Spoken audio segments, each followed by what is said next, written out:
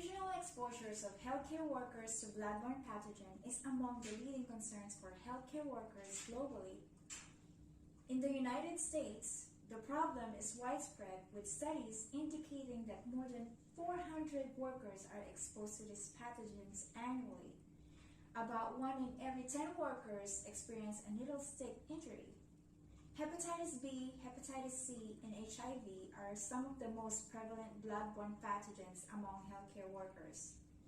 Therefore, it is important to create awareness regarding this problem among healthcare workers. Bloodborne pathogens consist of microorganisms that have the potential to cause diseases in humans when they are transferred from a person who is infected via blood and other bodily secretions or fluid that may be infected. These microorganisms have the potential to cause serious illnesses or even death among healthcare workers. Different workers in healthcare sectors, including nurses, physicians, personal care assistants, housekeepers, and other related occupations are exposed to the disease-causing pathogens because of the nature of their work. Exposure to these pathogens occurs in various ways. One of these is through any kind of opening or breakage in the skin. For instance, the cuts, rashes, scrapes, burns, as well as other minor injuries. They provide an entryway for the bloodborne pathogens.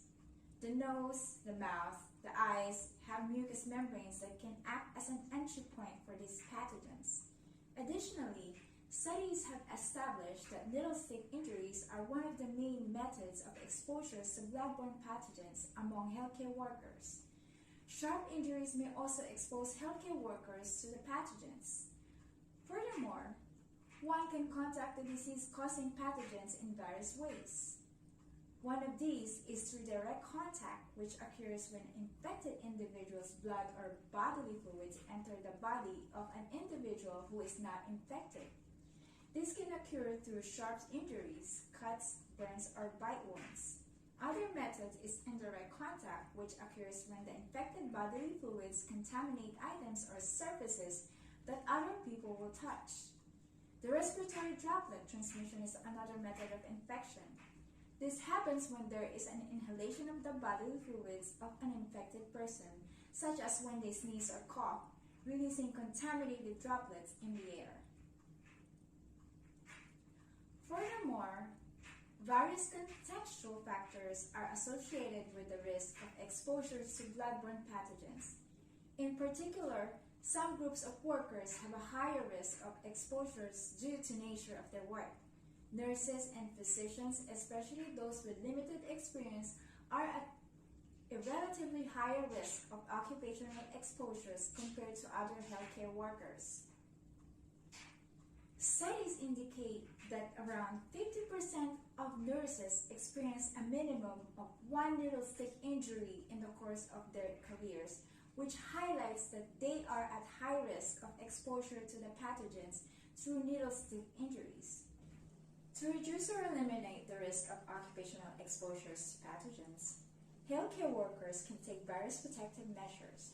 The use of personal protective equipment is one of the methods through which healthcare workers can minimize the risk of their exposures, and workers must use them at all times. PPE includes gloves, face shields, eye goggles, and lab coats must be inspected frequently for holes, cracks, or other forms of damages.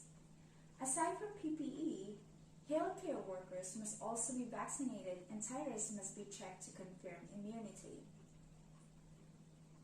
Furthermore, personal hygiene can also minimize the risk of exposures to bloodborne pathogens. This includes hand washing with soap and water after handling of contaminated materials and surfaces.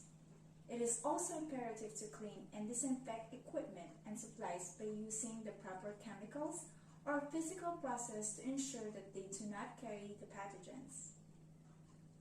Additionally, engineering controls and methods can also assist in reducing the risk of exposures to pathogens.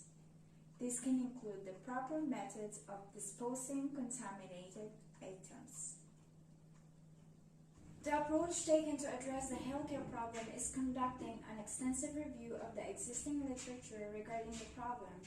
The review was instrumental in identifying some of the main aspects related to occupational exposure to bloodborne pathogens, including the prevalence of the problem, the population at high risk, precautionary measures that healthcare workers and organizations can take, and the most common pathogens. By undertaking the project, I have learned various key things regarding occupational exposures of healthcare workers to bloodborne pathogens. Prevalent that requires healthcare workers and organizations to take protective measures, the importance of proper hygiene including hand washing, the use of PPE, effective policies, better injections practices, and adoptions of engineering controls, the steps to take in the event of exposures to pathogens. This includes the various directives of standards and procedures provided by OSHA. They include the policies that safeguard the healthcare organizations and the appropriate reporting channels in the event of incidents.